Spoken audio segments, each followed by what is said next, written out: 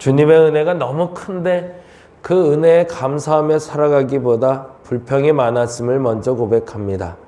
주님의 은혜가 이렇게 큰데 이 은혜에 감사하며 살아가는 우리 되게 하여 주시옵소서.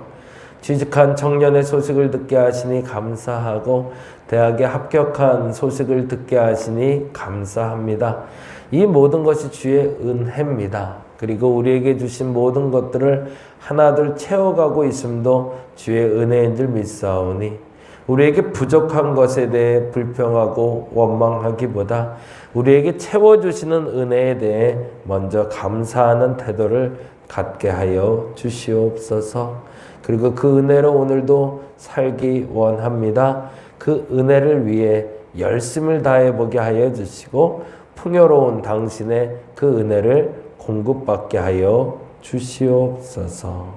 감사합니다. 고마우신 예수님 이름으로 기도드렸습니다. 아멘, 아멘. 오늘은 창세기 6장 9절에서 22절까지 조금 긴 본문인데요.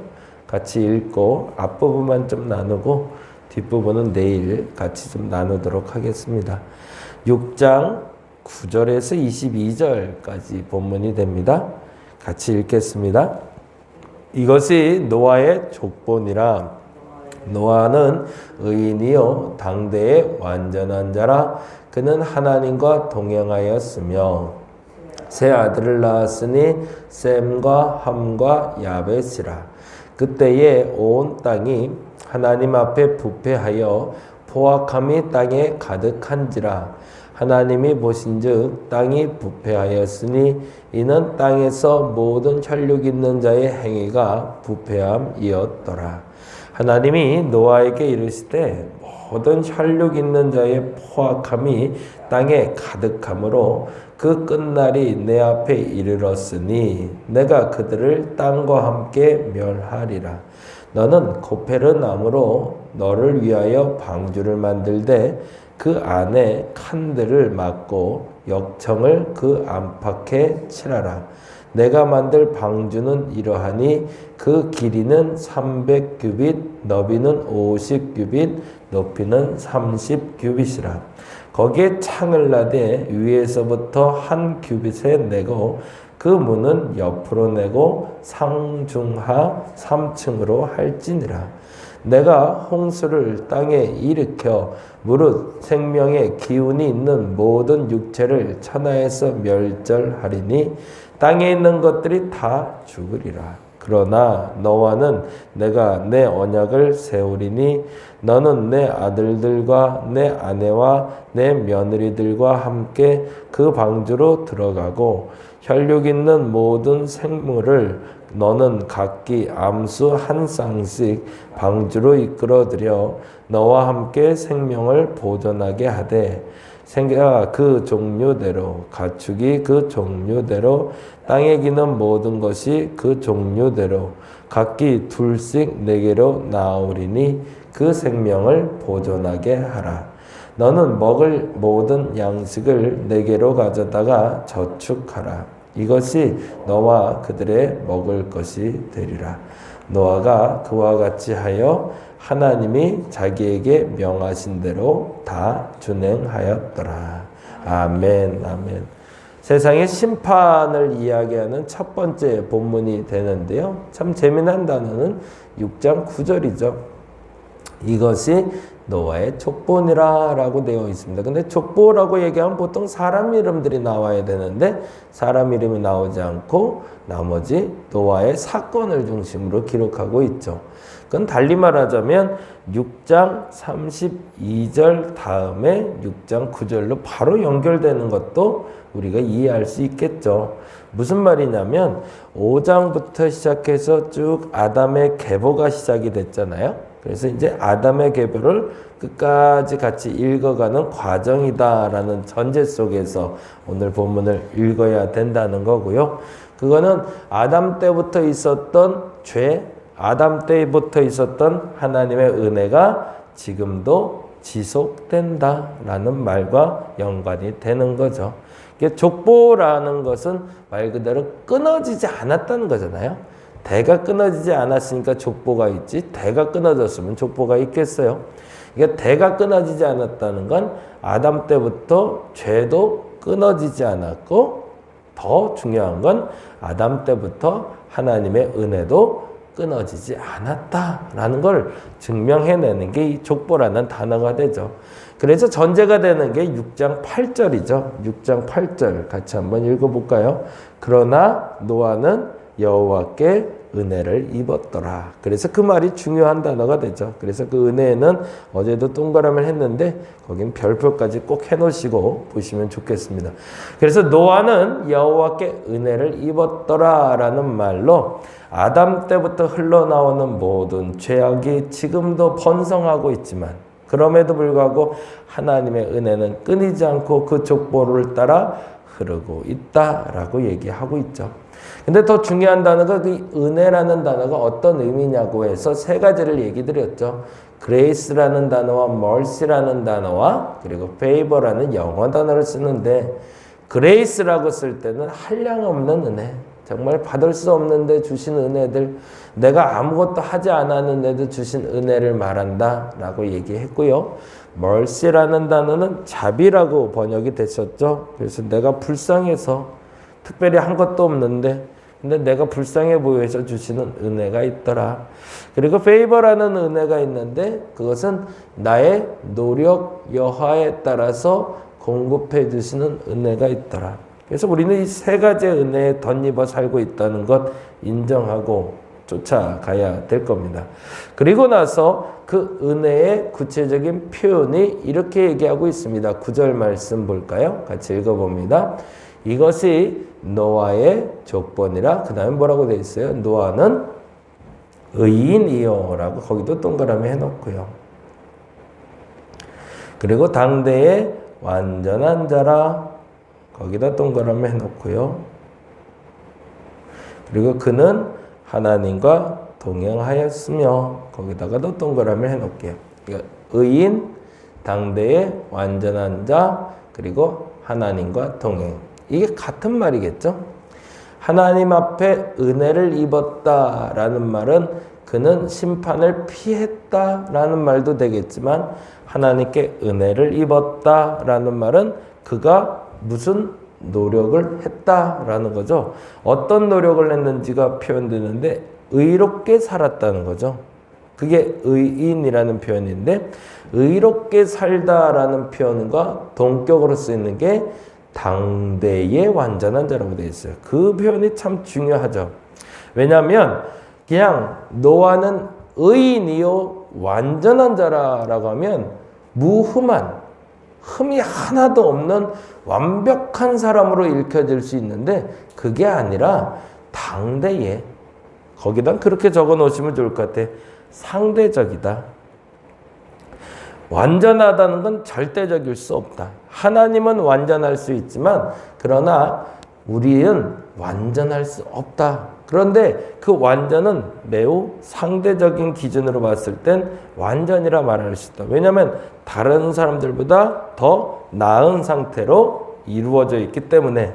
그래서 의인이다라는 말은 상대적으로 다른 사람들에 비해서 완전했다라는 뜻이고 그 완전하다는 말의 구체적인 의미를 하나님과 동행했다라는 표현으로 쓰고 있죠.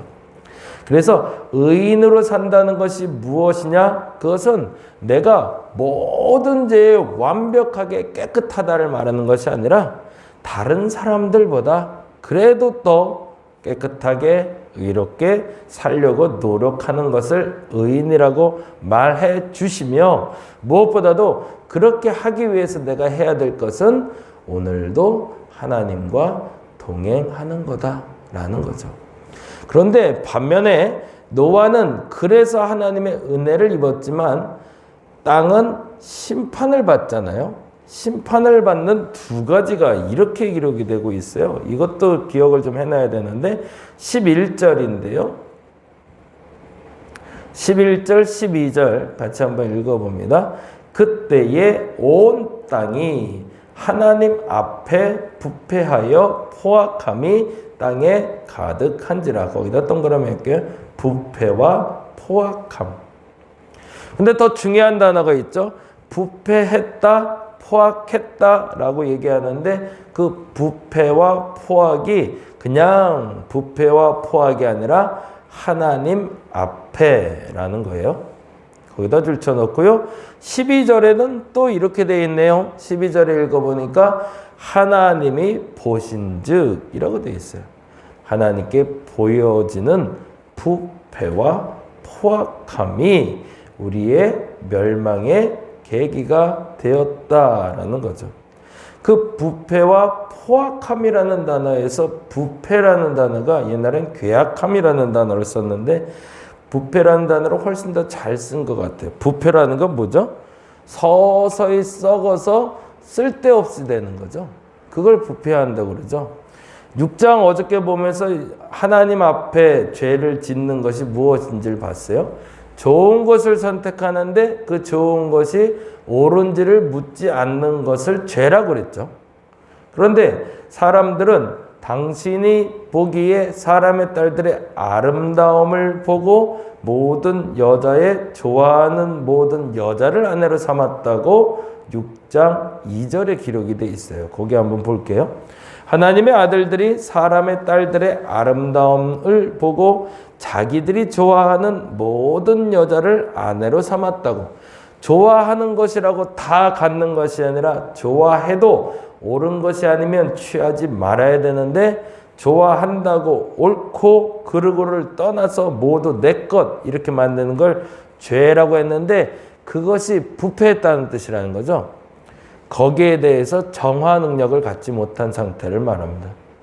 그러니까 우리의 죄가 서서히 들어와서 먹지 못하는 과일이 되는 것처럼 썩어버리는 게 문제가 되죠. 근데 이게 왜 문제가 될까요? 첫째는 스스로가 정화하려고 노력하지 않은 것이 문제가 되는 거죠. 첫째는. 그렇죠? 부패는. 첫째는 스스로 정화하려고 노력하지 않고 방치시키는 게으름이 문제가 된 거라면 두 번째는 우리가 이제 명절을 지나서 너무 잘 아는데 과일을 박스에 넣고 과일 하나가 썩으면 나머지 과일도 같이 썩거든요. 그게 죄가 되는 거죠. 첫째는 스스로 게을러서 죄를 벗어나려고 애쓰지 않은 것이 죄가 되는 것이고 두 번째는 그 게을러서 죄를 벗어나지 못했던 내 죄가 다른 사람에게도 전파돼서 그들도 죄를 짓게 만들게 된 것, 그것이 바로 죄인 거죠. 근데 무엇보다도 그게 하나님 앞에서 이루어졌다는 것이고 하나님 보시기에 땅이 부패할 만큼 많이 망가져 있었다는 거죠. 그리고 또 하나 나오는 게 포악이라는 단어인데요. 이 포악이라는 단어가 참 재밌어요. 그 강포라고 옛날에는 했는데 그게 훨씬 더 나은 것 같은데 무자비한 폭력을 얘기합니다. 무자비한 폭력이라는 게 뭘까요? 제가 어저께 그 비폭력 대화라는 강의를 들었는데 거기서 그 얘기를 하더라고요.